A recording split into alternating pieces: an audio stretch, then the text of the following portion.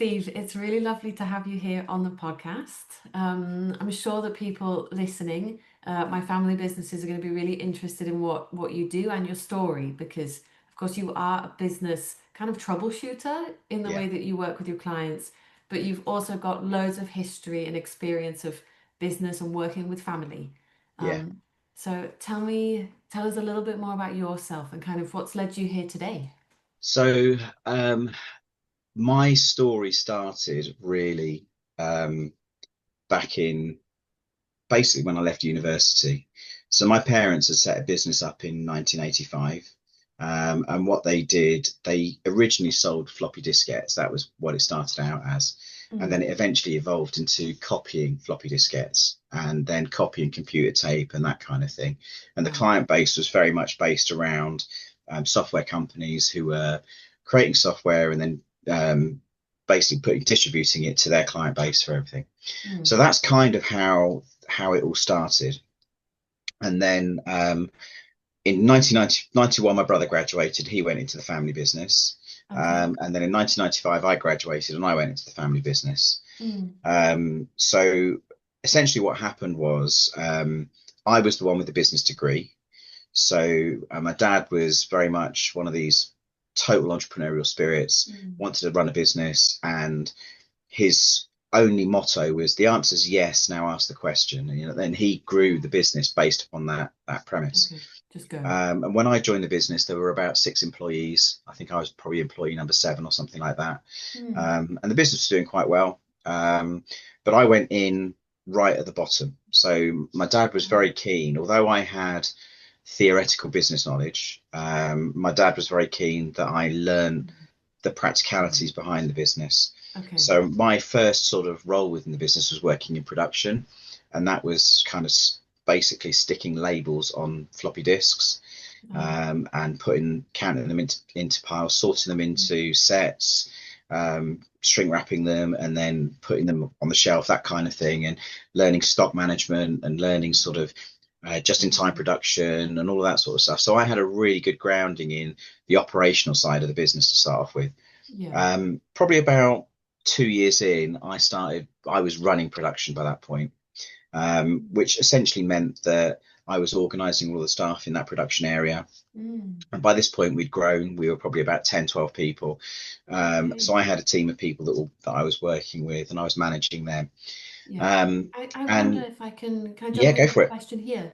Yeah. Because I wonder how that was in terms of the experience of being a son, a Uh-huh. member of that of the family, but being right at the bottom, but then also kind of traveling up the leadership quite fast. Yeah. How was that amongst non-family members of staff and the way you were treated? It's an interesting one, Lily, because I thought I got on great with everybody because I'm quite an affable person. I like a laugh with Mm. people and everything. When Mm-hmm. I started to climb up the managerial ladder, so to speak, Okay. there was jealousy that rose. I was the Okay. one born with the silver spoon in the mouth, Okay. boss's son, all of that sort of business. Here it comes. So there was an element of that. I had, a number of times I wouldn't describe it as confrontation with people, but I had to learn how to manage people Mm. effectively Yeah. rather than, you know, I suppose lead with an iron rod. Yeah. So it Okay. taught me a lot about managing people. It taught me a lot about people individually. And Sure. what generally happened was it was okay, but then occasionally you get this pushback. And Yeah. I did hear silver spoon in the mouth mentioned a Yeah. couple of times, and I'm and not I would, surprised because I yeah, hear this often that yeah, actually family members they can have so much of a harder time to kind of earn respect and trust from yeah. staff. So, And I think that's the key point that you say there. Respect is earned. It's yeah, not a birthright. you're right. And I learned that really, really early on. Mm, And I made sure that people knew I was there. And the right. way that I did it was really by being inclusive with decision making. So Okay. I wouldn't be that kind of autocratic leader. Mm, I mm, would be that individual that turned around to my team and mm, said, right, we've got this situation here. Mm. Any suggestions on what we would do? This is my Mm. thoughts. Any suggestions on that? And so Yeah. I was very inclusive, and I tried to be as inclusive as possible. Mm. And I Mm. would take on board ideas that people gave as well. And I would always say to Yeah. everybody, if you've got any ideas, tell me. I'm not, Okay. and I say this even now in doing what I do, I'm not the oracle. I don't know Mm. everything about Yeah. everything. Yeah. And, we've been doing this, we do this job Mm. together. We work as a team, we live and Mm. die as a team. So I Mm. really was very keen on building that team spirit. Mm. Mm. Then what happened was I had an opportunity to, being the production manager, I was Mm. effectively, what I was doing was I was speaking to clients. So I would say to a customer, for example, right, we're sending your job out. It'll be with you tomorrow by midday. Uh-huh. Just so you know, this is what my production schedule is looking like next week. Have you got anything that you want me to book in for you? Do you need me to Mm. book a time slot in for you? Mm. So I was inadvertently doing sales. Mm-hmm. Right. And what we noticed is whilst doing that, we noticed a little bit of a peak in the sales. So the sales started to go up a little bit. So my dad turned around to me and he said, right, okay, you've done your time in production now. Let's get you into sales, Okay. which I was quite happy with because I just like talking to people. It's something that's fairly comfortable. Mm. And I'm not a gregarious type sales individual. So I'm one of Mm. these people whose sales to me is very much about relationships, it's about Sure. solutions, and Yeah. I've always been that way. So that's Mm. always been my selling style, Mm. more consultative type selling style. So Mm. I moved into sales, and then that's probably around about 2000 actually that I started sort of doing that. Mm. Mm. And it was a good period for the company. We transitioned a little bit. We'd moved away from the software industry and we were dealing with the Mm. marketing industry. So Uh-huh. people were putting, by this point, CDs and DVDs had now evolved, Right. and we were copying CDs and DVDs and putting the packaging together. And Right. sometimes we were creating content for the CDs and DVDs for our clients as well. So we were dealing with a lot of the big London marketing agencies, and I was going out and I was sort of Yeah. going into these big agencies, and Yeah. sort of mixing with people Mm. and doing the whole sales side of things. And Mm. then we decided we wanted to grow the sales team because we felt that we were in a growth area. So that was kind of what we did, and I started recruiting, which was a very interesting thing. Okay. Recruiting people, and again, I would have been at this point, I'd have been 28 years old, so I was Okay. quite young to be a sales director. Sure. So people would come in and, Mm. I'd be interviewing people who were maybe 10, 15 years older than me, and they'd look at Yeah. me like a little bit, hang on a minute, you're very young to be in this position. So Okay. again, that was another challenge, I but I bet. suppose you're one of the family members, and that was I was it. thinking. Mm. So I started bringing people on board, and we created a sales team, and we had about seven Mm. salespeople at one point, Mm. and I then ran that as a sales team. And then in 2008, my dad retired. Both my parents retired. My brother and Mm. I took over the business. My Okay. brother is very much more an analytical figures type person, and he'd been running the finances of the business for a little period of time. And so he took on effectively like an FD stroke operations director role, and I Okay. took on like the managing director role. Okay. So I became Was that MD. a big transition to what it was before? Because I guess the directors retiring is a huge shift for a business. Like that's It a big transition. it was so, and again, the situation with our business was, and I see this a lot with family businesses as well. You will do. Mm. So my brother and I were minority shareholders. So Mm. we had 5% each. My parents owned 90% of the business. Yeah. When they Sure. retired, they didn't really let go. So they Hmm. still wanted a say in how things were run and Yeah. how things were going. Sure. And that was quite difficult. I bet. Going into the MD seat, we had people who'd been with the business for a long period of time. Some Mm. of them longer than I'd been there. Some of Mm. them, one or two of them, actually longer than my brother had been there as well. And as a result of that, they Mm. had a shift as well because they were going into a Mm. different management style.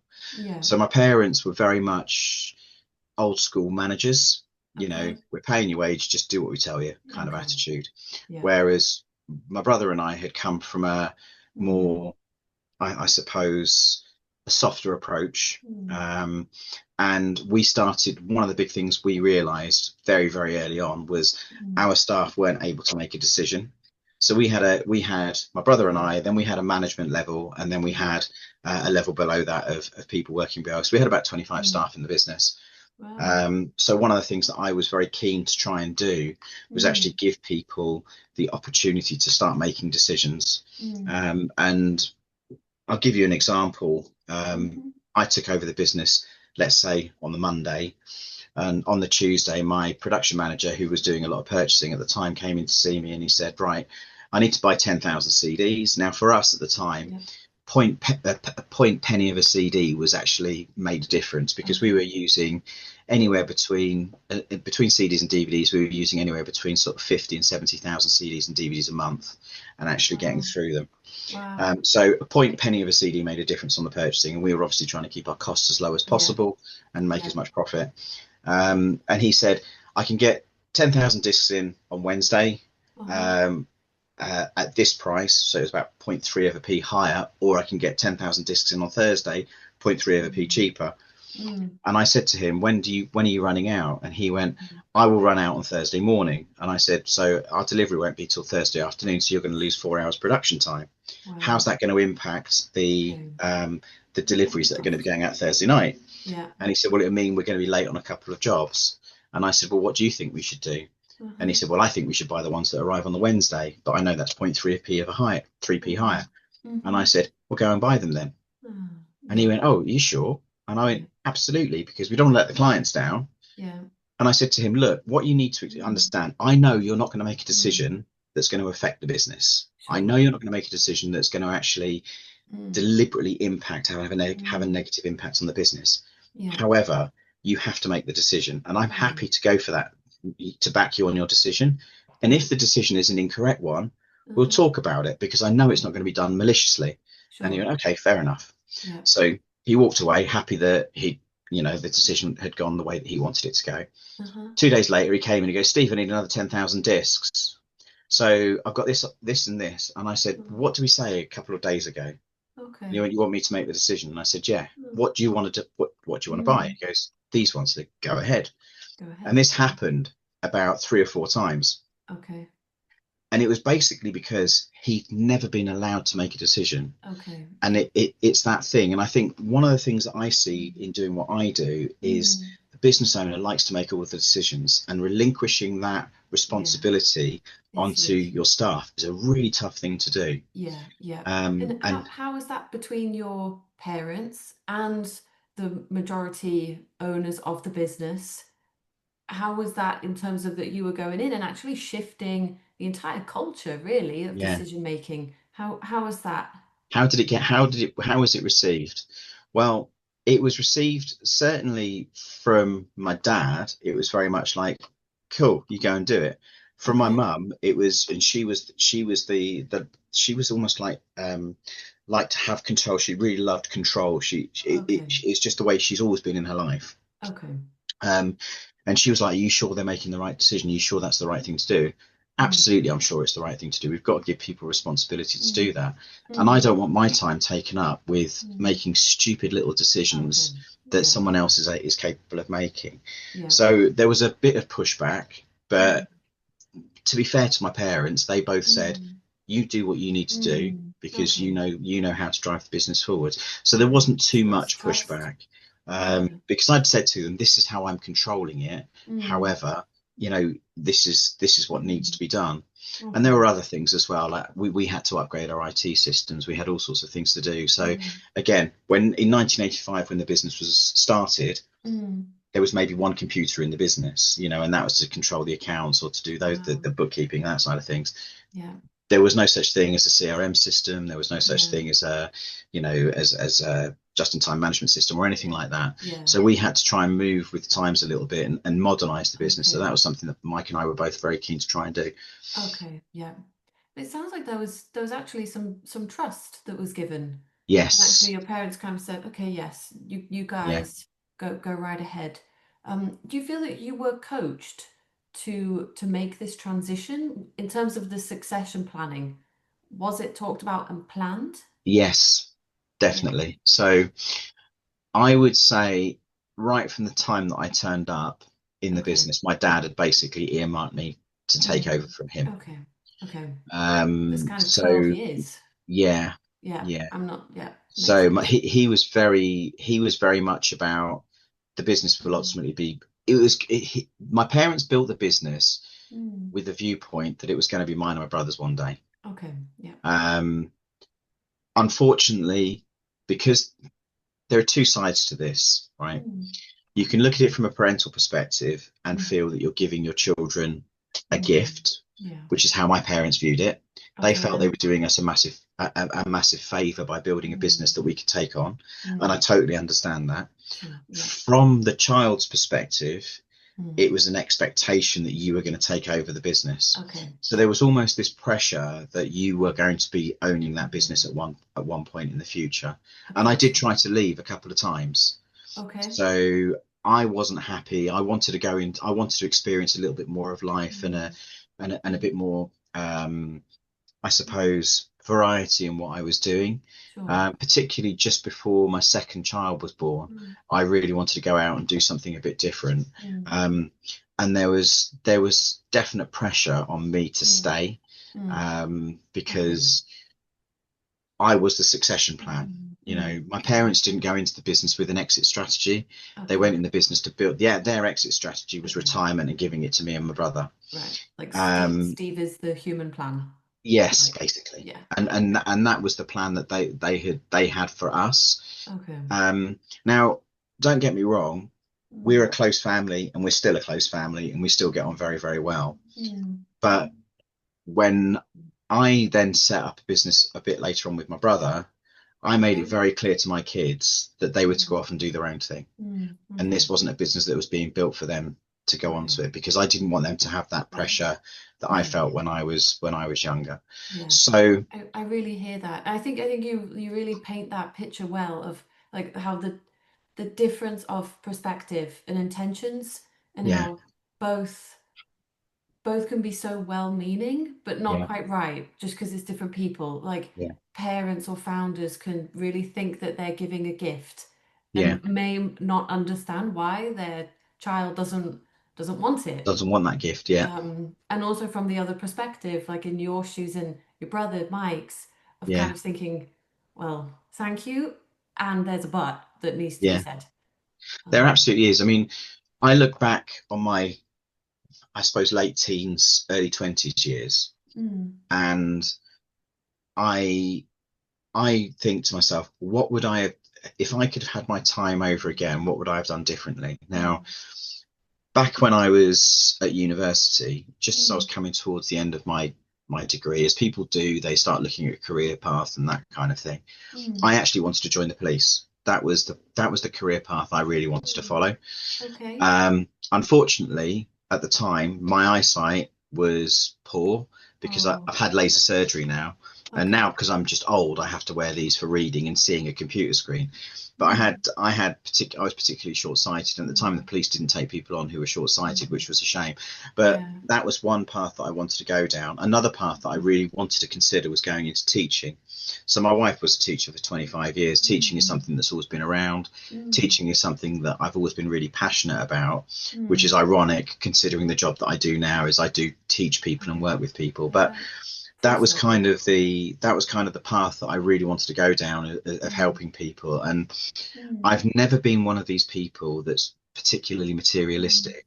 mm. Um, Okay. and have seen over the years a lot of people Mm, in business who okay. it's the money is the driver, not Sure. the actual Mm, passion for the job that they do. mm, Um, so for me, the family business, and this is something else as well, mm, business owners, when they set a business up, mm. it's their baby a lot of the Yeah. time. And I often say to business owners, Mm, try not to treat your business as a baby. mm, Treat it as a vehicle to pay mm. your mortgage. Don't Yeah. treat it as a separate living entity. Yeah. But the thing Okay. is, when people build a business, and again, I get this, but when people build a Mm, business, what they do is it's their being that, they put so much of their mm. heart and their soul into it. Yeah. They Yeah. treat it like Yeah. it. They treat it very emotionally. Yeah. Like Um, it's them. I that see is it. absolutely, Yeah. yeah. Yeah. And because they treat it so emotionally, what happens is they Mm, make emotional decisions based yeah. upon the things. Now, my Yeah. parents definitely did that. There were lots of decisions that were made Mm, that were bad mm, decisions with the right intention. mm, mm. So Okay. they thought they were making the right decision, but they actually were wrong decisions. Mm, Like during difficult times, for example, Mm, they should have mm. let people go, Okay. and they didn't let people go. They tried to keep them That's on, hard. which That's put the hard. business in a poor cash flow position and Okay. everything else. But because they felt that this business is their baby, and it wasn't only Mm. providing a roof over their head, it was Um, providing a roof over the staff's head and everything yeah. else. Yeah. They didn't want to let the staff go, but Yeah. actually the staff would go and find another job. Okay. And they Mm. also invested too much time emotionally in their staff. Okay. Um, and as a result of that, yes, they kept staff, but the staff Mm. were A, they were very, very well paid, Mm. and B, Mm. they were very um, they were very much a family. It was for trying to create a family unit, and they wanted to Mm. treat the staff how Okay. they wanted their children to be treated by an employer, or Okay. that they were very nice and very Yeah. accommodating to them, when Okay. actually there should have been rules and boundaries put in Okay. place that weren't, I'm with and you. that had a negative impact on the business in the longer term. Yeah. Um, so what I say to people is don't treat it as an emotional thing, but the Mm. difference again between the founders and the Mm. second generation Yeah. is, to the second generation, they don't have the same emotional attachment to the Yeah. business that the founders do. Yeah. Yeah. And if I was to say one piece of advice to anybody Mm. who's founding a business, Mm. it's your business, yes, it is, but Mm. try to make analytical decisions and make Okay. decisions with logic rather than making Yeah. decisions with emotion, Yeah. because emotional decisions actually just lead to other Yeah. problems further down the line, Yeah. and that's a big Yeah. founder issue. Yeah. It is. It is something that founders struggle with. I think you're Yeah, absolutely right, and you've seen it in your own family. absolutely. And I think when it moves down a family business or any business, when it is changing hands or leadership, it changes. And I think that new generation or that new person needs to be able to feel as though they can they can move it in their hands and Yeah, that now they can put their stamp on it. yeah, and be allowed to put their stamp on it, Mm, because sometimes you hear things like, well, we wouldn't have done it like that, yeah. and that, whilst that is seems like a fairly innocuous comment, Mm, we wouldn't have done it like that, yeah. it's actually, it can be taken as a Yeah. judgmental comment, Sure. in Sure. terms of, look, we were running this business for 25 years, we Yeah. would never have made that decision, Yeah. why are you doing that? Yeah. It can be taken that way. Yeah. The other thing as well, and this is something that is a real problem that I see with family businesses, Mm-hmm. you don't switch off. You know yourself, Lily. You run your own business. Mm, You don't really mm, switch off from it. yeah. Sure. You'll be sitting there at, I don't know, Mm. watching TV in the evening with your partner, and you have a glass of wine on the go, and your partner will say Yeah. something to you, and actually you don't hear a damn word they've just said, Yeah. because essentially what's happening is your mind is off on, Yeah. if I do this marketing I campaign, I know. wonder if this will, or whatever it might be, and You you sit. speak to my whole life. You are a fly on the wall in my living room every night. Yeah, and that's it, and that's it. You sometimes, because you have that kind of thing going on. And the Hmm. problem with a family business Yeah. is, people used to say to me, and I was Yeah. actually quite envious of this, people Okay. would say to me, oh yeah, I went over to my mum and dad's at the weekend and we had a barbecue. Yeah. Yeah. I would go over to my mum and dad's at the weekend and we'd go over Yeah. with the kids, and my brother would turn up with his kids, Hmm. and our Hmm. wives, our Hmm. long-suffering wives, they would sit there and they would end up having to listen to almost Yeah. basically a board meeting, Yeah. Yeah. on a Sunday afternoon with the sun shining, and Yeah. kids running around and everything else, and we're having a Yeah. chat about this Yeah. job that needs to go out the door, or this Yeah. marketing that we need to do, or whatever it might be. Hmm. Hmm. And it almost became a point where you would sit there and you go, oh crikey, you're going to go over to the parents at the weekend Yeah. for a roast or a barbie or whatever Yeah. it would be, and you'd be talking Work. about work the whole time. Yeah. Yeah. And And I that, guess it's a struggle for work, but also yes. what about the family there? Like where's I guess Hmm. my question would be like where is the family time? Yeah, Um, exactly. And what I found myself doing mm, was, I would go off and play with my kids and my mm, nephews and nieces. mm, And what we'd do is we'd go into the garden, we'd build dens, and we'd put water mm, slides out or whatever it would mm, be. mm, And mm. I'd leave my mum and dad and my brother in the house talking about work, and Okay, I would just take myself away from the situation, because for me okay, it just became too oppressive at times. I mean, okay. that didn't happen all the time. Okay. But Mm, we would go over to my parents, and my wife would sometimes turn mm. around to me and go, are we going to be talking about work again? Is that Okay. what we're going to be talking about? Yeah, And I'd yeah. say, no, no, we should be fine. Literally 10 minutes into the Right. afternoon, the Yeah. topic of work would raise its head. Okay. And I think, again, another piece of advice I would give family Mm. businesses is Mm. make sure there is that Mm. detachment between Mm. personal time and Yeah. business time. Yeah. We weren't very good at that. Okay. And I remember we had a consultant come in and he was Uh-huh. talking about board meetings and that sort of thing. He said, "Do you minute your board Okay. meetings?" And we were like, "No, we don't." And he said, "Well, what, you should always be minuting your board meetings. You should be deciding on what you're doing. When Yeah. do you have your board meetings?" And my brother Yeah. jokingly said, "Over Sunday dinner, But you yeah. know, with the kids all After. around." Yeah. Because we talk about work, and that was Mm. kind of what happened, and that was the culture Okay. that we allowed to happen. Okay. And I Sure. think, again, I would say this to family Mm. businesses: you need to Mm. put those boundaries in place, Yeah. because if you don't put those boundaries in place, you tend Yeah. to lose your identity. You tend to be this Yeah. person who just happens to be part of a family Yeah. unit that works together. Yeah. And then family fades. They Yeah, have the potential to fade. And it can do. I really appreciate what you say about your wife and your sister-in-law to consider them because I will hear it with my clients who when I'm lucky enough to get them all together. Yeah, So I got the whole group yeah, sat in front of me, and they will say that it works for them, and I completely respect it that it will work, and maybe board meeting happens on a Sunday.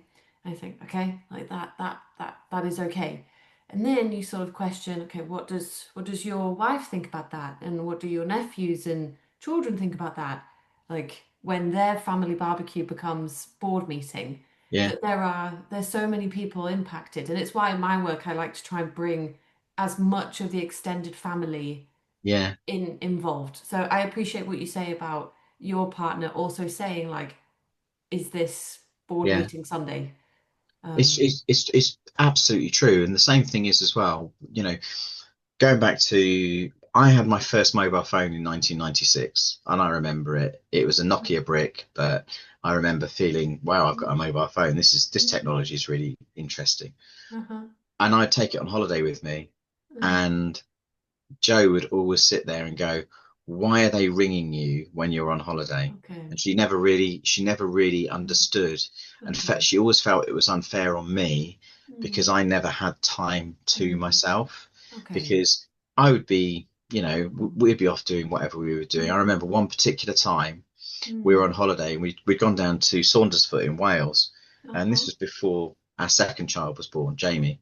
mm, George was about 2, and I leant over a rock pool, and my mobile phone fell out of my coat pocket into the rock oh, pool fell in, and basically fried all the circuits. okay, And my mobile phone stopped working.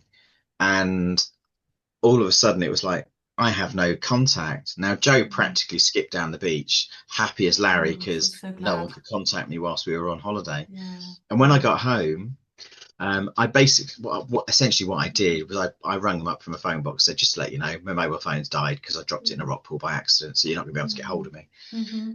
When I got home, it was like, "We couldn't get hold of you." And I said, Mm. "But did the business die?" No, Yeah. it didn't. Sure. And Yeah. that was Set the boundaries. big thing that really bothered Yeah. me. Mm. The other thing as well is, and I would say this as a second Mm. gen, Mm. Mm-hmm. you go in, silver spoon idea, Right. you go in with the silver spoon, you Mm. feel this need Mm. to prove yourself, you feel Okay. this need to make sure that you are Yeah. valuable. Yeah. And as a result, certainly I did. And as a result Mm. of that, I Mm. was regularly doing 10, 12-hour days. Mm.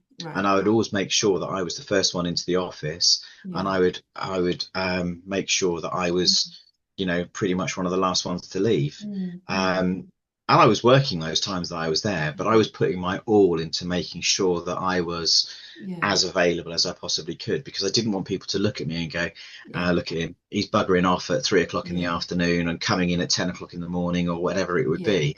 Yeah. Because I was worried about the impression that I was giving the members of Okay. staff, and I wanted them to know that I was Yeah. committed to helping this Yeah. grow. Yeah.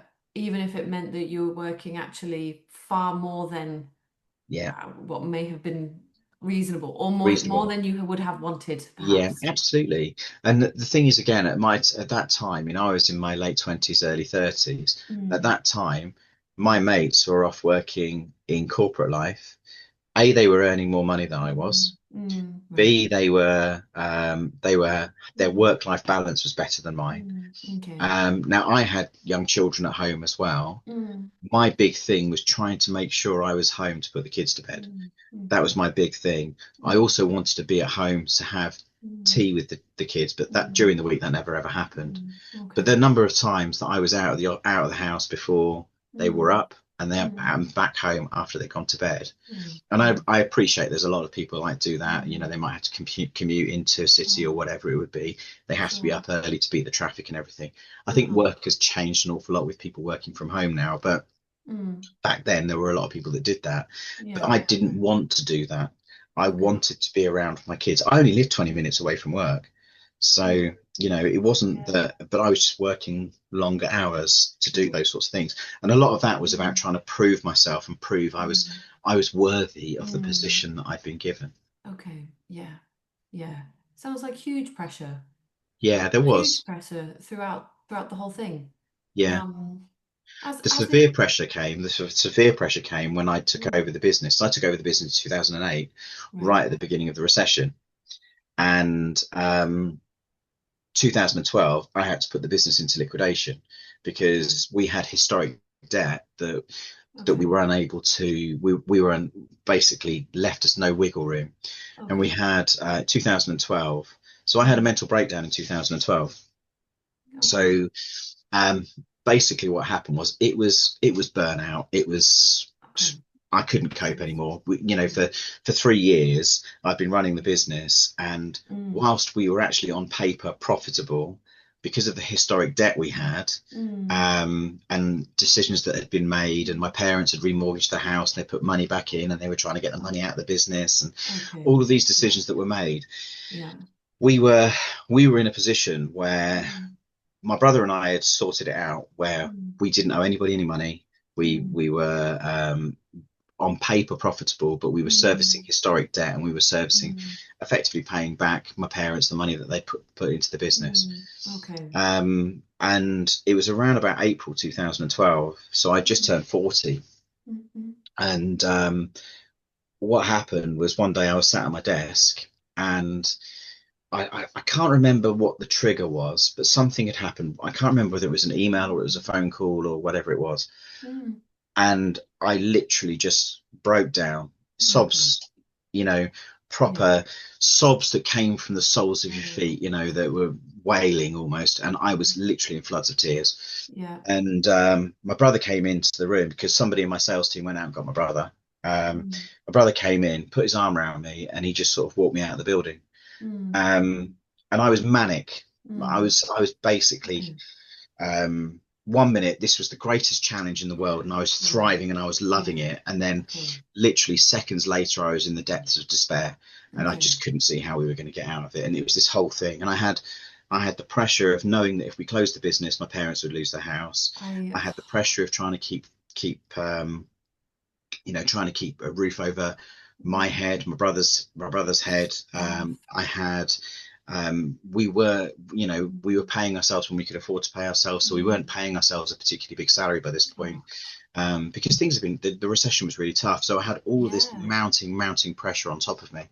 Huge. And I drove halfway home to my parents' house. And I Mm, stopped at my mum and dad's. My mum was fantastic, and mm, then I ended up an hour or so later mm, calming down and then going back the way home. mm, I took what I believe, even now, I think I had mm, 2 weeks off work. It was mm, actually 6 weeks off work. The doctor told me that I was basically diagnosed with severe clinical depression. okay. And I was really, really on the floor.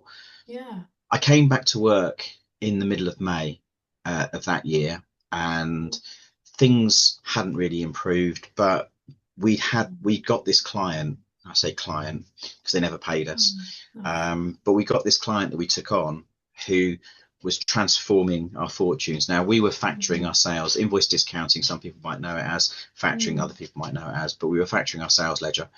yeah. So we were having cash coming through the business. Yeah. And the way that worked is we would get 90% against the invoice and then the remaining 10% when the invoice was paid. Okay. So effectively, it was like a loan for against Mm, the invoices. okay. And at 90 days, if your invoice ran into 90 days, then what would happen is the factoring company would take the money back that you were owed. So you still had to do your own credit control and everything.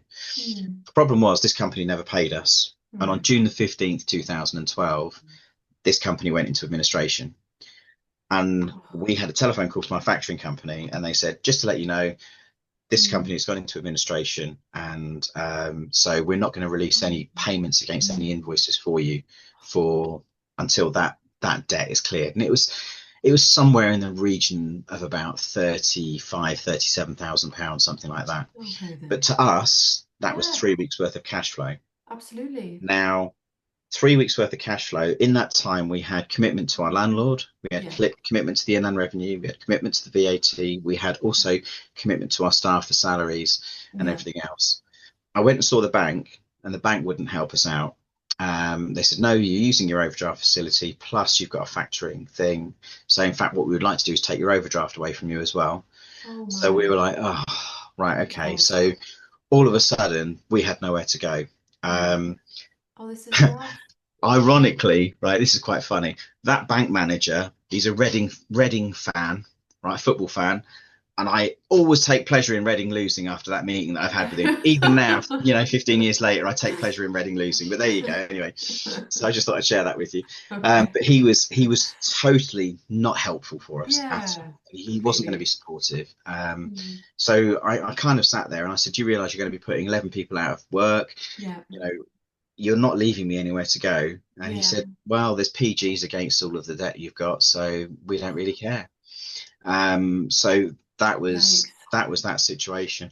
So that was a Friday afternoon, and we went home. Mm. The 17th of June was my wife's Mm. birthday. 18th of June on the Monday, went into work. We'd spoken to our parents over the weekend. The first call I made was to a liquidator to say, right, Okay. we're going to have to close the What's business down. happening? Yeah. And Yeah. that was a mixed feeling, really, because the Yeah. decision had been made. We'd made it with my parents. They knew what we were going to do. Okay. They knew Okay. we didn't have any choice. Okay. We were done with that, and Mm. they'd agreed to it. They Mm. knew that. I think my mum again had seen the emotional torture that Mm. I'd been through, It's torture. and to be fair, she was more concerned about me and my health rather than the Mm. money thing. That'll sort itself Mm. out. Was very Okay. much her attitude. Okay then. But what it did mean is my parents, Mm. I knew me putting the business into liquidation was my Mm. parents having to sell their house. So they basically lost their house as a result of Mm. that happening. Oh And I no. had to make that call. I made the call that put my parents effectively Mm. having to put the house on the market. No. Um, and that was a That's tough. It's tough. hugely tough decision. And Yeah. like I say, we're a close family. We Mm. get on very well. Mm. The thing was, and this is the weirdest thing, Mm. my brother and I, by that point, we were sharing an office, Mm. and I made the call. Mm. And as I put the phone down, I looked across at my brother, and he just went, "Oh, Oh, just thank a God for relief. that. It's over." Oh wow. And I said, that's exactly how I feel. Oh, So whilst we'd made this tremendously traumatic yeah. decision, Hard. the relief was unbelievable. It was. But what was really interesting was Mm. our staff, with the exception of one Mm. person, were Mm. incredibly supportive, and they Mm. saw what we'd done and what we tried to do. Mm. Mm. And even now, we're talking Mm. what's 14 years later. I'm Mm. still in contact with a couple of people that were members of staff at that Mm. particular time who Yeah, loyal who were really staff. kind to us and Yeah. everything. Yeah. And this is the other thing as well. So when you're running a family business, Mm-hmm. you treat your staff as like extended members of your family. Um, what you have to realize Mm. is you're paying your staff a Mm. salary to do a job. Mm. Right. They're not extended members of your Yeah. family. Sure. The Yeah. one person who Mm. really um, treated us Mm. badly when the business went under was our Mm. longest serving member of staff, Mm. who basically thought we were screwing him over. Okay. And he made things very, very difficult in that period of time. Mm. Okay. And My mum used to buy his Mm, kids gifts for birthday presents. mm, She would buy his kids gift mm, at Christmas presents. mm. He was treated like effectively a fifth Okay. member of the family. Okay. And actually, he had Okay. he was the person that treated us badly. And what Okay. that did for me was made me realize that Yeah. actually you're paying Mm, people to do a job and they can go and get another job. Now, literally, we closed the doors and within a week, every single one of our yeah. members of staff got another job. Yeah. Perfect. The two people that didn't have another job were me and my Yeah. brother, but we then Yeah. set another business up. Yeah. So we set a business up together under the Okay. support of one of our original suppliers who knew Mm, us well and wanted to help us mm. and Okay. take it forward. So then Yeah. we started work. My brother and I worked together It for continued. another 6 years. So I Wow. went from one family business with my mum and dad to Yeah. just working with my brother. Yeah. That Founders. was another interesting scenario. Yeah. And that's a story that I feel like is part two of Part two. Okay. this podcast. Yeah. Because we will I would love to hear that at some other point. Yeah. Because I don't want to keep too much of your time or listeners' time. Yeah. That's But fine. there is absolutely a part two to this story. And I Yeah. hear that like it did not end there. Like you have No. continued with family. Um, is it too much of a simplistic question to ask, would you recommend it? Like working with family?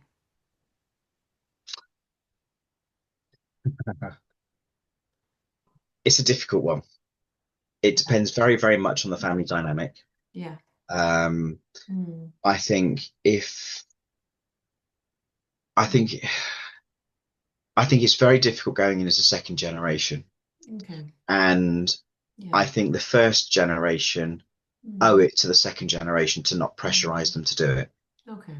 I think if the second Mm, generation want to go in, mm, then that's what they should do. okay. If they don't want to go in, then that needs to be Mm, respected by the first mm, generation. okay.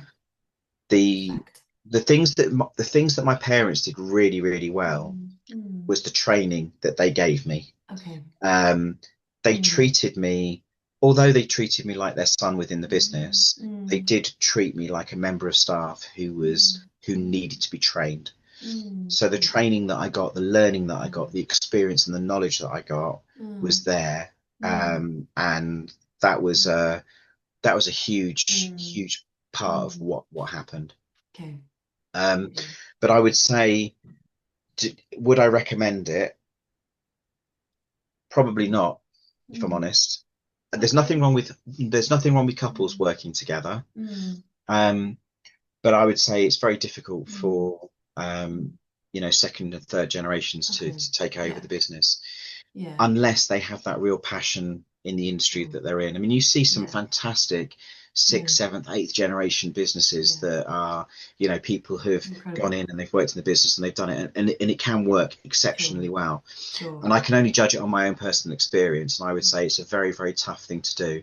And I yeah. think probably one of the biggest, most difficult transitions is going from first Mm, gen to second gen. okay. Um, Third gen is again it is Mm, probably quite mm, difficult as well, but it very much depends on the personalities and the mm, people involved. yeah. I think it's unfortunate Personality. when the generation Mm, above mm, forces mm, or yeah. makes it difficult for the generation below to say no. I think Okay. that's where it comes in, and Dictator. there almost feels like this obligation to go and Yeah. do it, which is why when Mike and I Mm, set the second business up, mm, my kid said to me one day, "Daddy, I'm going to come and work with you," and I actually went, "No, you're absolutely not," okay. And if they and wanted to? they wouldn't have come. They Okay. wouldn't have been allowed. Okay. I would have said to them, "Go and get experience elsewhere." Okay.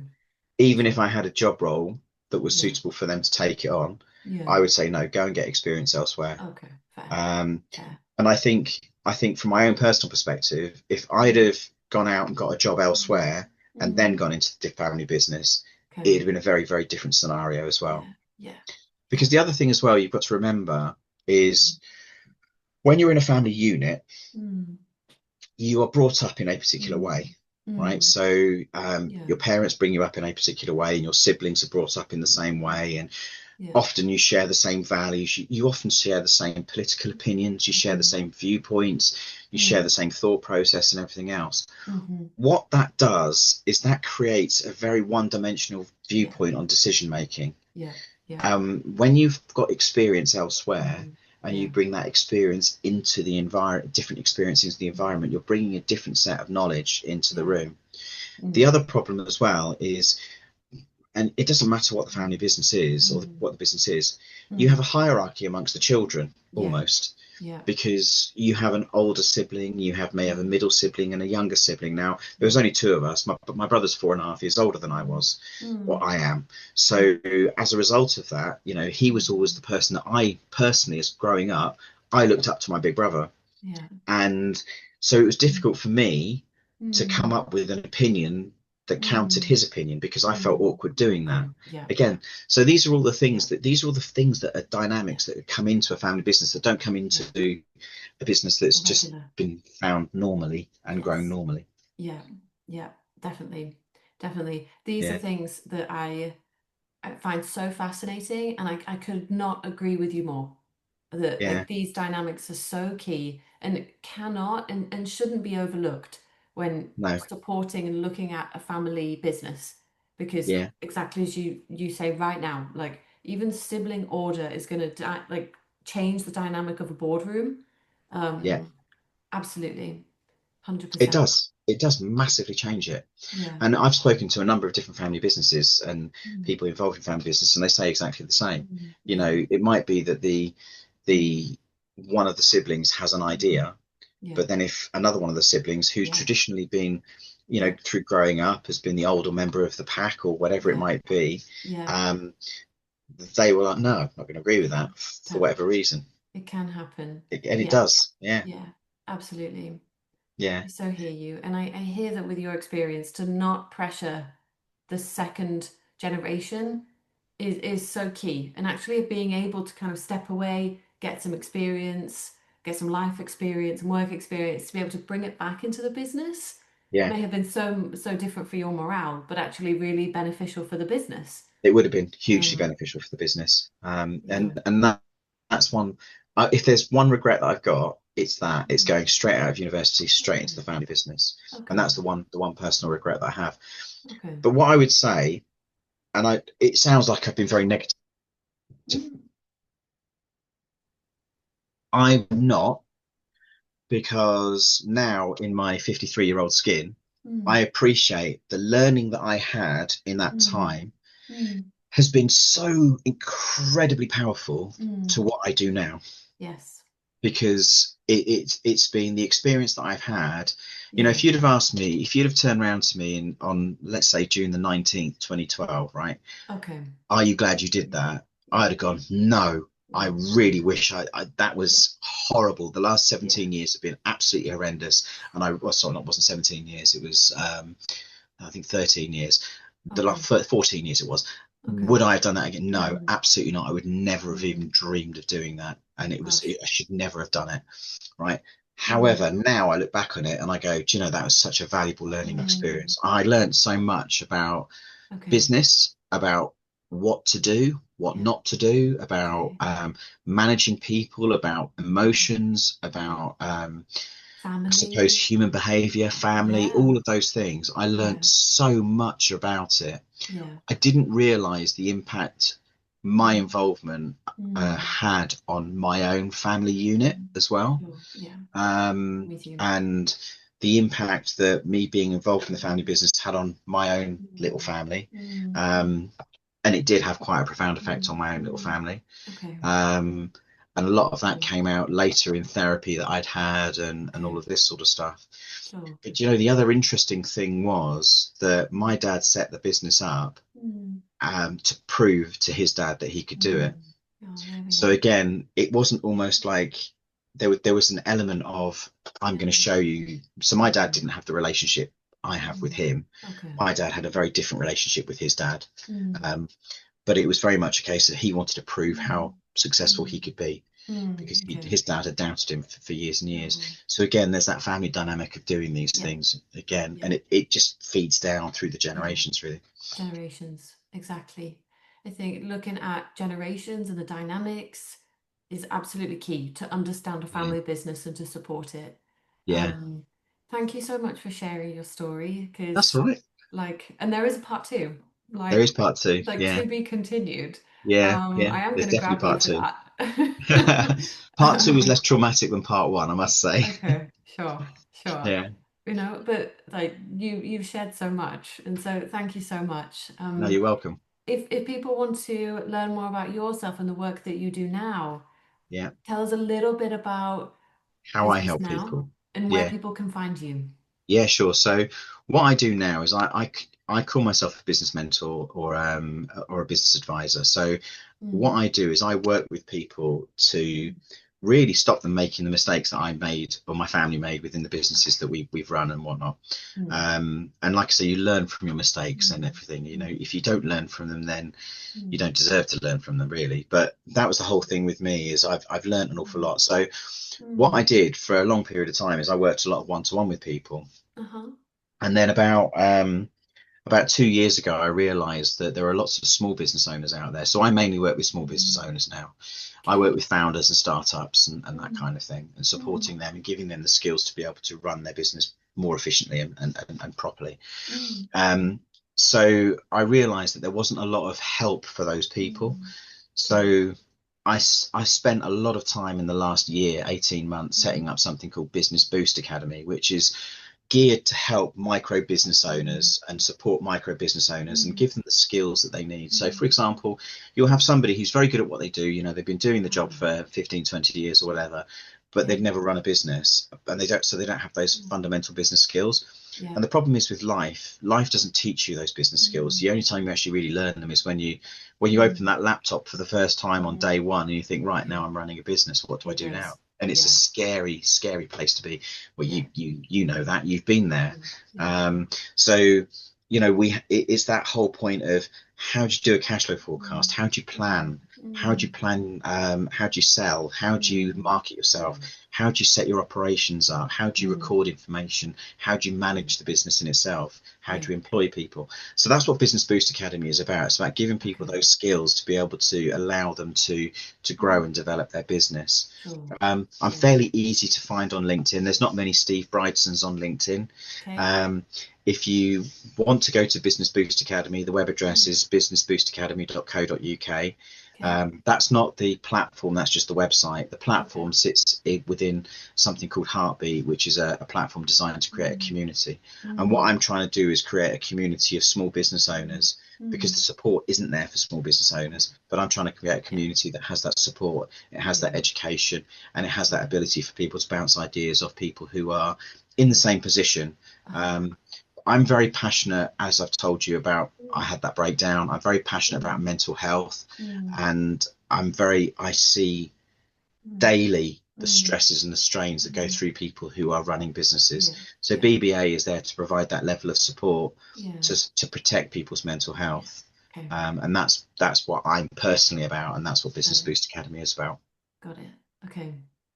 What a place, for business owners to come together, just to Yeah, bounce each other ideas around each other, confide in each other, and protect their mental health. yeah, absolutely. Business Boost Academy. I'll link it down below. It will be there for people Oh, to check fantastic. out. Thank you, Lily. Yeah, No, not at all.